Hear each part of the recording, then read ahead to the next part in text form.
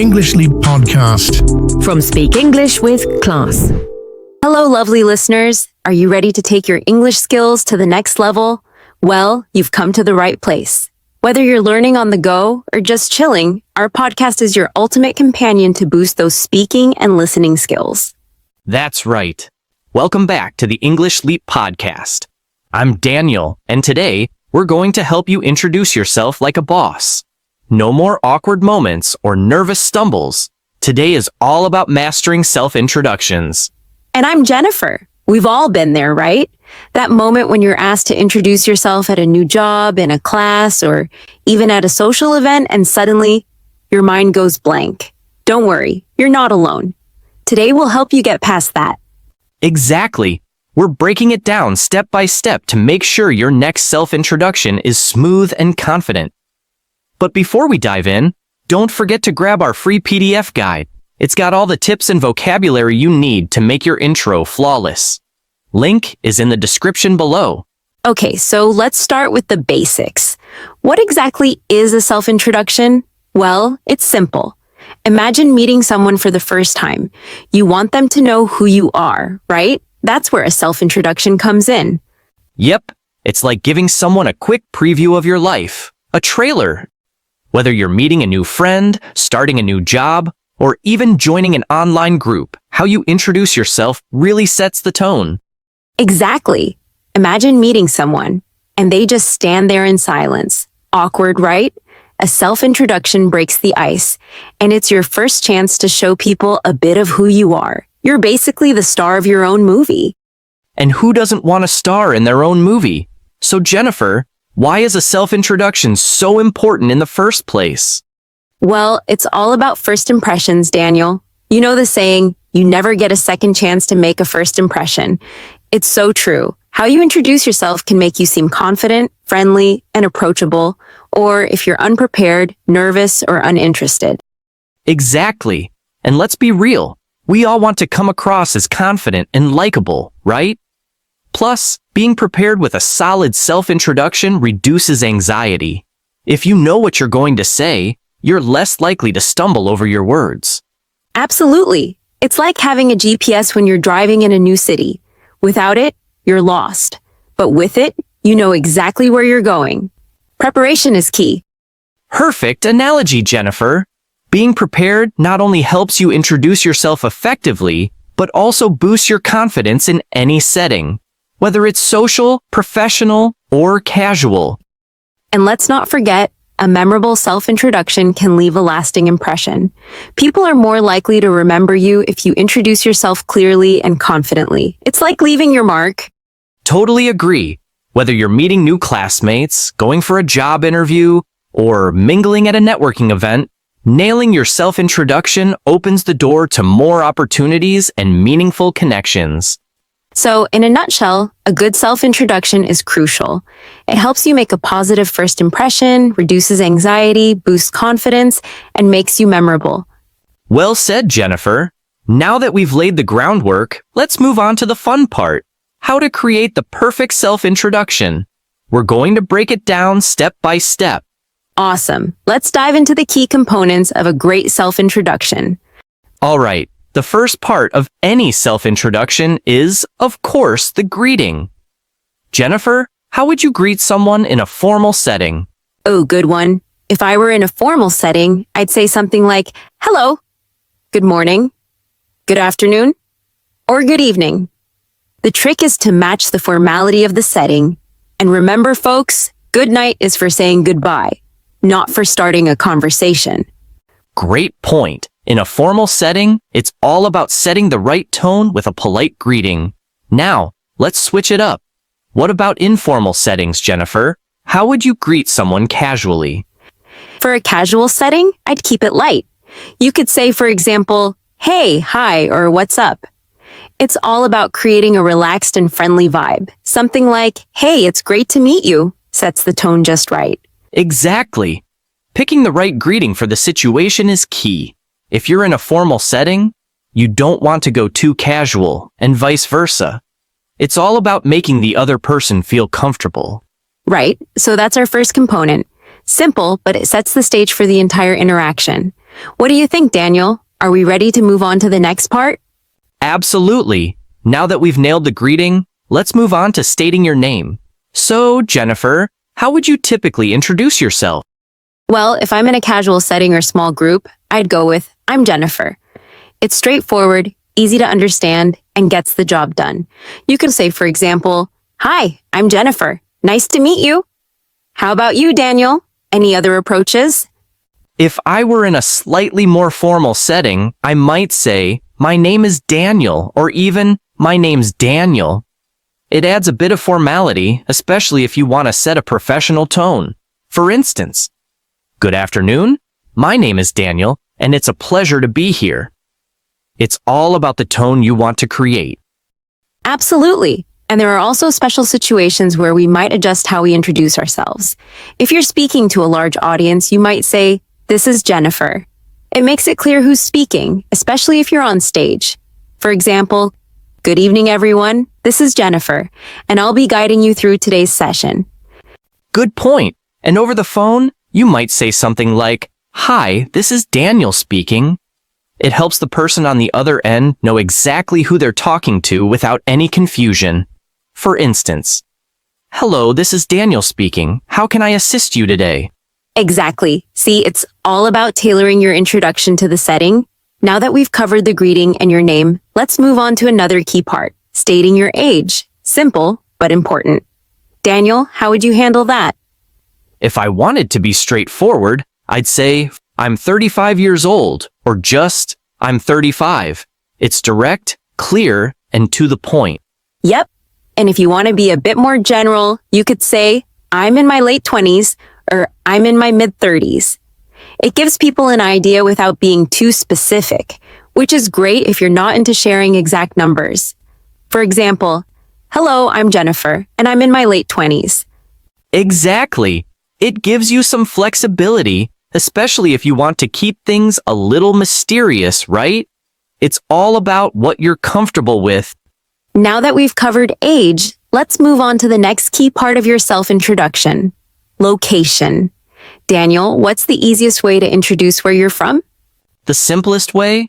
I'm from New York. It's quick, clear, and gives the basic info people are looking for. Yep, straight to the point. And if you're in a more international setting, you might want to mention your nationality. You could say something like, I'm American. It's especially useful when you're talking to people from different countries, so they know where you're from. Exactly. And if you want to add more of a personal touch, you could say something like, I come from a small town in Italy. That come from gives it a sense of your journey, like you're sharing a bit of your story. Absolutely. It adds some character to your intro, right? It feels like you're giving people more than just a location. Another great one is, I was born and raised in Chicago. That highlights your strong connection to your hometown and shows people where your roots are. And if you've lived in multiple places, you could say, I was born in London but raised in Toronto. It's perfect for showing that your life experience is split between two places. Totally. And if you grew up in one place but live somewhere else now, you could say, for example, I grew up in Boston, but now live in San Francisco. This way, you're giving people a sense of your journey, where you started, and where you are now. Right. And if you're introducing yourself in a professional setting, you could say something like, I'm originally from Paris, but now based in Tokyo. It's great for showing where you come from and where your career has taken you. Exactly. And if you want to add even more detail, you could say, for example, I've been living in New York for the past 5 years. That way, you're not only sharing your current location, but also giving people an idea of how long you've been there. And if you've recently moved, you could say, I've spent the last 2 years in Berlin. That lets people know you've been there for a while, but you're not originally from there.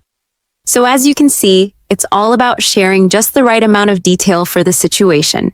Sometimes you can keep it simple, and other times, diving deeper into your story can be more engaging. Right.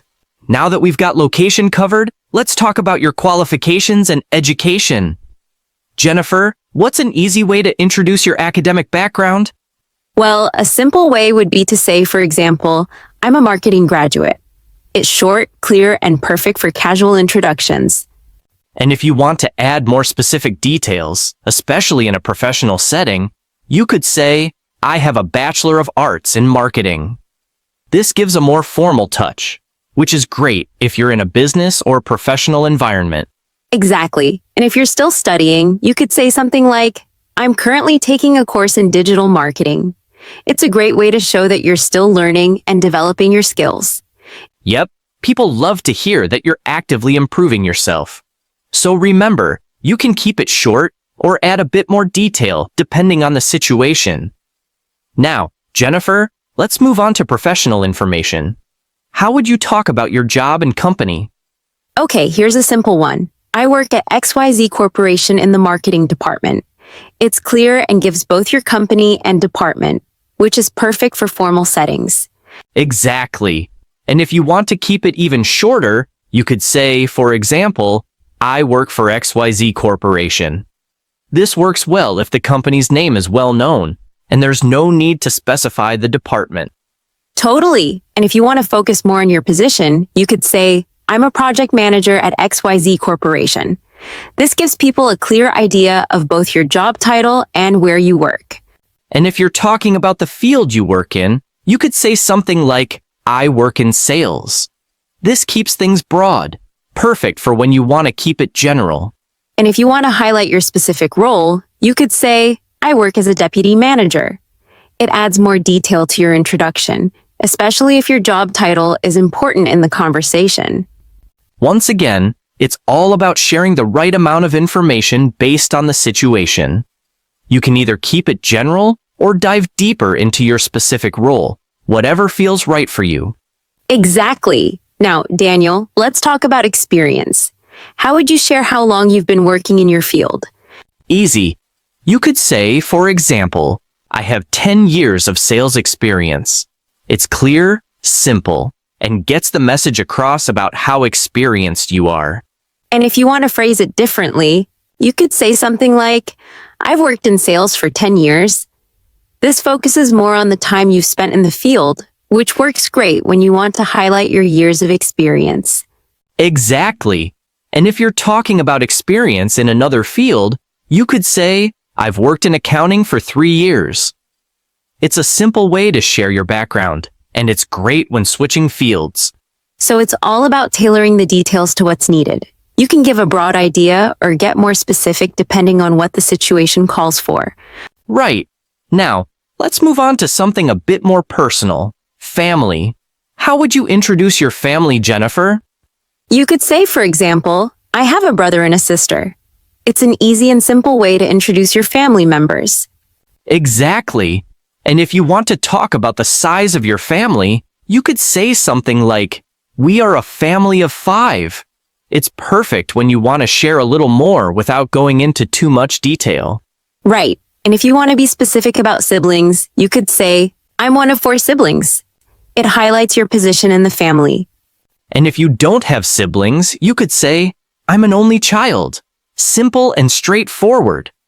Okay, now we're down to the last part. Hobbies. How would you introduce your hobbies, Daniel? You could say, for example, I really like playing tennis. It's a quick and easy way to share something you enjoy doing in your free time. Exactly. And if you're passionate about your hobby, you could say something like, I'm a big fan of hiking. It shows that you really enjoy the activity. And if you want to show dedication to a hobby, you could say, for example, I'm a keen runner. That gives a sense that you're really into it. Once again, it's all about the level of detail you want to share based on the conversation.